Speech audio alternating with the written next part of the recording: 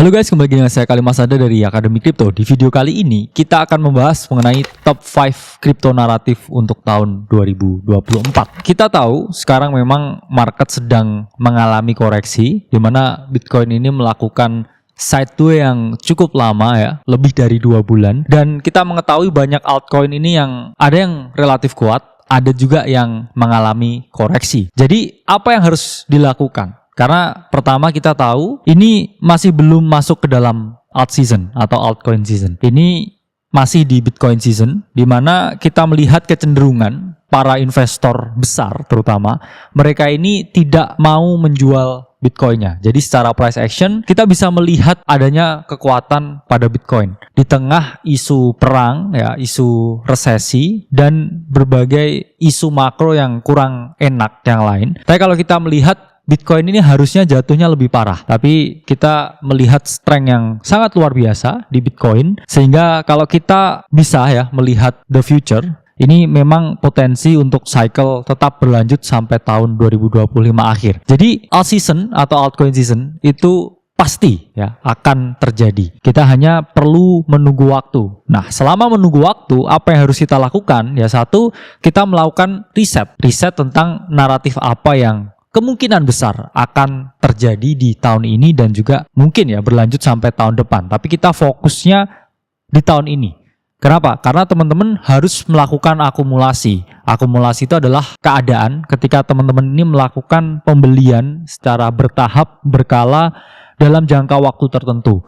Jadi itu ya teman-teman harus pahami, ketika teman-teman ini mau berinvestasi pada aset yang sangat spekulatif, contohnya seperti altcoins, teman-teman tidak akan pernah bisa menemukan entry tunggal yang 100% paling baik ya. Jadi yang terbaik yang bisa teman-teman lakukan adalah melakukan akumulasi dalam range tertentu, dan ketika alt season terjadi, teman-teman ini tinggal melakukan yang namanya taking profit. Jadi jangan kebalik. Jadi teman-teman jangan nunggu alt season dulu baru beli ya. Itu akan kurang efektif. Kenapa? Karena cycle-nya teman-teman akan menikmatinya sangat sedikit. Jadi beli ketika Bitcoin season seperti ini dan jual ketika altcoin season terjadi. Nah, tanpa berlama-lama, kira-kira apa 5 naratif yang sangat possible terjadi di tahun ini? Pertama, ini mungkin tidak sepenuhnya naratif ya, sedikit ke arah sektor, di mana kita mengetahui Ethereum sudah melaksanakan Dencun update di Q1 2024 dan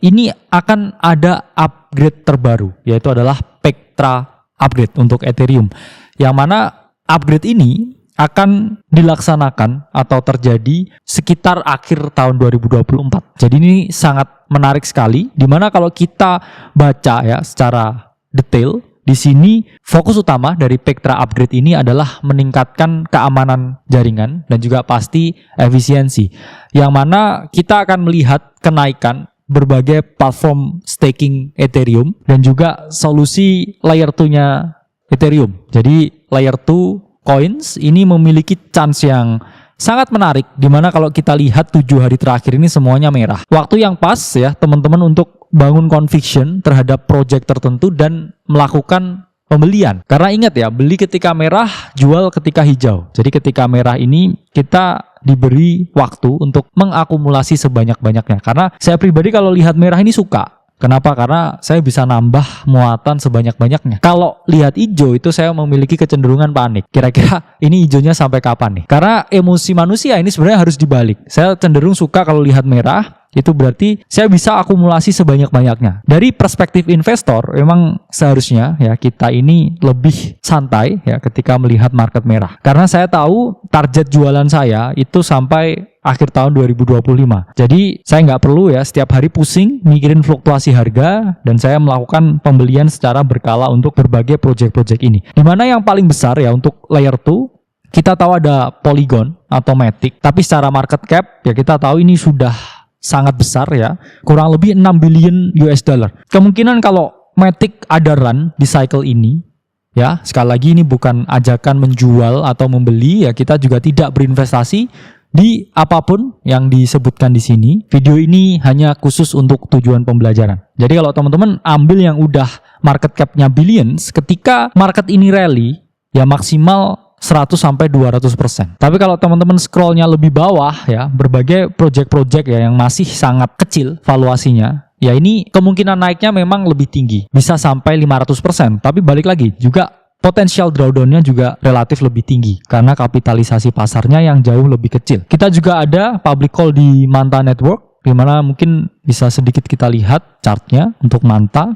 Nah ini kalau kita lihat di weekly chartnya, Manta ini sangat oversold ya. Kita bisa melihat sudah di area yang sangat jenuh untuk jual ya. Kita lihat juga weekly chartnya di sini di area yang jenuh jual dan ada chance ya untuk melakukan rebounds. Kalau kita lihat juga daily chartnya ya, ini juga ada di bullish order blocknya. Jadi saya selalu menyarankan teman-teman kalau punya conviction terhadap sesuatu ini jangan 100% masuk di entry yang sama. Jadi kalau teman-teman punya conviction, jangan 100% ini masuk di satu entry ya. Buat average ya, masuk di sini, nanti ketika turun ya masuk lagi, dan ketika udah mau berbelok harganya, ini teman-teman juga bisa masuk lagi untuk memperoleh harga entry yang paling baik. Jadi nanti ya ketika price action-nya sudah berubah dan harga ini mengalami kenaikan, teman-teman bisa memperoleh yang namanya keuntungan. Karena kita tahu Manta juga salah satu project yang bagus dari layer 2 dan koin-koin yang lain juga bagus ya. Jadi teman-teman harus punya conviction tentang apa yang teman-teman mau beli di sini. Jadi sekali lagi ini bukan ajakan untuk membeli atau menjual ya. Teman-teman do your own research dan kira-kira mana nih ya jagoan teman-teman untuk layer 2. Nanti bisa drop di kolom komentar kira-kira saya punya conviction terhadap project layer 2 ini nih. Dan nanti mungkin bisa kita bahas di video selanjutnya. Kemudian narasi kedua yang berpotensi bersinar di tahun 2024 ini adalah narasi AI atau Artificial Intelligence, di mana kita mengetahui OpenAI salah satu perusahaan AI terbesar di dunia baru saja ya meluncurkan GPT-4o, di mana ini adalah model AI terbaru dari OpenAI yang mana memiliki banyak sekali improvement, banyak sekali fitur-fitur baru, dan kita juga mengetahui ya ada Sora ya, text to video based AI yang itu akan mengubah banyak sekali pandangan manusia terhadap produksi video, dan ini adalah perkembangan yang sangat signifikan.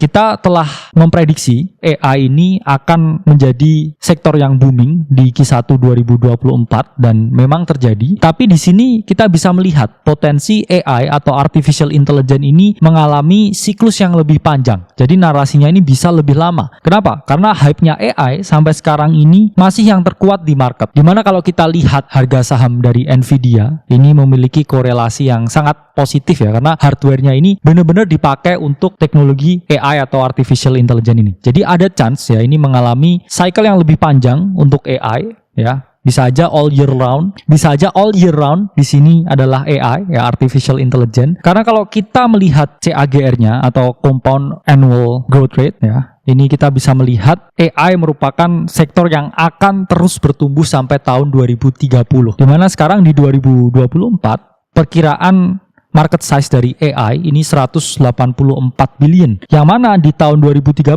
ini data dari Statista mengungkapkan ada potensi sektor AI ini sampai di 826 billion. Jadi ini ada kenaikan yang sangat signifikan ya dari 184 ke 826. Kalau kita ngomongin sampai bull market aja selesai di tahun depan. Ini 2025 akhir ini kita bisa melihat kenaikan kurang lebih sekitar 60 billion US dollar. Jadi bayangkan besarnya likuiditas dari TradFi, sektor Web2 ini yang masuk ke Web3 ke berbagai project crypto AI yang ada. Yang mana di sini kalau kita lihat ya, total addressable AI market ini akan terus mengalami pertumbuhan. Bahkan konservatif skenarionya ini sangat tinggi ya, apalagi kalau optimistik skenarionya. Jadi kita nggak bisa memungkiri fungsi dari AI yang sangat masif, di mana di sini kita bisa scanning melalui coin market cap beberapa top AI and big data, di mana kita tahu render juga salah satu jagoan kita, public call yang kita lakukan sekarang masih sangat kuat, di mana teman-teman bisa lihat ya, last 7 days ini semuanya merah, render hijau. EKT juga hijau. Ini adalah dua koin yang pernah kita call sebelumnya, yang mana ini adalah perpaduan antara AI dan juga DePIN atau Decentralized Physical Infrastructure. Jadi ini dua sektor jadi satu naratif, render dan juga EKT. Tapi kalau kita melihat berbagai project-project dengan valuasi besar, ya ini balik lagi ya, upside potensialnya jauh lebih kecil. Tapi kalau kita mau screening lebih bawah, lebih bahaya, tapi potensi keuntungannya juga lebih tinggi. Jadi mungkin nggak akan kita mention berbagai AI projects yang masih kecil di sini, tapi mungkin kita akan highlight ya beberapa AI project yang relatif besar yang masih teman-teman bisa akumulasi. Ini contohnya adalah FET atau Fets.ai, di mana di sini kita lihat Fets.ai ini ada chance ya untuk membentuk base di sini dan harga mengalami yang namanya konsolidasi. Kalau kita lihat di weekly chartnya, jadi ada potensi bounce memang Fets.ai sampai 1,8 untuk kemudian melanjutkan run up-nya lagi ke atas. Tapi ingat ya teman-teman, ini juga bukan ajakan menjual atau membeli, kita juga tidak berinvestasi atau berafiliasi di Fets.ai. Kalau teman-teman misalkan mau berinvestasi ke aset kripto apapun, selalu gunakan entry yang banyak ya. Jangan rally ya atau bergantung pada single entry atau satu entry aja. Jadi teman-teman harus melakukan multiple entry untuk memperoleh harga terbaik. Naratif ketiga yang sangat mungkin terjadi di tahun 2024 ini adalah CBDC naratif. Apa itu CBDC? CBDC adalah Central Bank Digital Currency. Jadi ini merupakan suatu proyek atau usaha dari pemerintah untuk memasukkan uang fiat ini ke jaringan blockchain. Jadi ini memang bukan kripto ya, quotes on quotes, tapi fiat yang menggunakan dan juga mengaplikasikan teknologi blockchain. Di mana kita bisa melihat dari CBDC tracker di sini berbagai negara di belahan dunia, bahkan juga di Indonesia, ini ada progresnya terlihat ya. Indonesia kita tahu ada Project Garuda, ini masih di tahap research ya, ini hijau, jadi masih di tahap research. Kalau kita lihat ya, di Cina, ini juga Rusia, ini sudah mulai diimplementasikan proyeknya.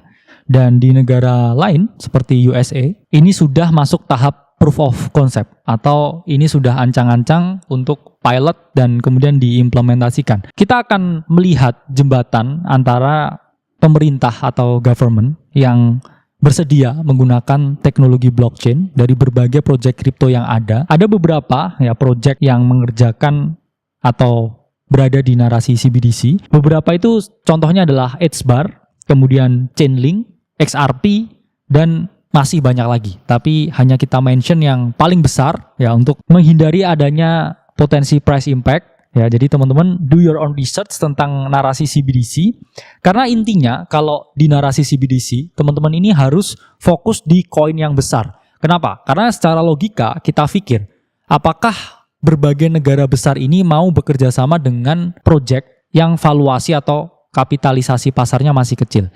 Jawabannya enggak. Mereka pasti akan menembak yang paling besar dan berkolaborasi dengan yang paling besar untuk kemudian meluncurkan teknologi CBDC ini. Alangkah lebih baiknya kalau teman-teman ingin berinvestasi di narasi CBDC, karena ini juga sangat politik news sensitif. Karena kita tahu akhir tahun ini di Amerika akan ada pemilu di US dan kedua kandidat ini ada yang pro CBDC dan ada yang tidak pro CBDC. Jadi naratif ini sangat tergantung ke news siapa yang menjadi pemenang di pemilu Amerika di akhir tahun 2024 ini. Naratif keempat yang berpotensi terjadi di tahun 2024 adalah naratif mengenai decentralized identity. Jadi teman-teman tahu bahwa sekarang ini seluruh government di dunia mencoba berbagai cara untuk mendata atau melakukan tracking terhadap semua warga negaranya. Dan ini akan jauh lebih efektif ketika menggunakan jaringan blockchain. Karena apa? Karena blockchain ini sangat transparan dan juga tidak bisa termanipulasi. Jadi ketika kita store data kita di blockchain, ini pasti tidak bisa dirubah ya. Jadi kita tidak bisa melakukan yang namanya pemalsuan dokumen. Kita juga tidak bisa ya merubah misalkan tanggal lahir atau nama, di mana blockchain di sini pasti sangat transparan dan juga aman. Dalam artian orang tidak bisa dengan mudah merubah datanya. Bahkan kalau kita lihat secara implementasi ini dalam jangka panjang, ini bisa dijadikan suatu alat atau tools untuk melakukan berbagai payment atau berbagai fitur-fitur lain ketika identitas ini benar-benar bisa ya dikelola dalam satu pondasi teknologi yang mana ya ini memiliki banyak sekali kontroversi karena banyak pihak yang pro dan pihak yang kontra. Karena ini sangat bersinggungan sekali dengan privacy. Yang mana kalau kita lihat privacy juga ada chance menjadi salah satu naratif yang akan terjadi di tahun 2024 ini. Dan kalau kita melihat beberapa identity tokens di sini, salah satunya kita lihat ya yang paling besar ini adalah WLD atau WorldCoin. Dimana kalau teman-teman lihat banyak sekali orang yang bersedia ya untuk di-scan bola matanya dan dapat reward WLD. Nah ini kita bisa lihat sedikit price action dari WLD. Memang sekarang ini dia lagi retest ya untuk di harga 4,5 di sini. Nah ini retestnya harusnya positif ya. Kenapa? Karena kalau di sini dia tidak melakukan pemantulan, ya ada chance dia masih turun sampai harga bahkan 1. Ada chance dia retest 1. Tapi kalau kita lihat di sini osilatornya juga masih relatif positif ya untuk mengalami pemantulan. Tapi ingat teman-teman, never rally on single entry. Kalau teman-teman punya keyakinan pada project apapun yang dibeli, ya sekali lagi kita dan saya pribadi tidak membeli WLD atau terafiliasi dengan WLD. Ini hanya video untuk tujuan edukasi. Jadi lihat apa digital identity token yang menarik dan teman-teman bisa membangun conviction di around that project. Naratif kelima yang akan berpotensi terjadi di tahun 2024 ini adalah narasi cyber security. Kita mengetahui AI ini akan menyebabkan data breach yang sangat luar biasa atau data para pengguna internet ataupun pengguna platform lain ini terserap dan digunakan semuanya oleh AI. Sehingga ini bisa memicu bahaya karena bukan hanya AI, kita tadi membahas yang mengenai CBDC, kita juga membahas mengenai potensi digital identity, yang mana itu semua akan meningkatkan yang namanya cyber security threat, di mana banyak negara saat ini sudah meningkatkan keamanan cyber mereka, yang mana keamanan cyber ini sangat diperlukan, bukan hanya untuk menjaga data, tapi tetap melindungi agar data ini tidak bisa diakses ya oleh berbagai pihak yang tidak diinginkan.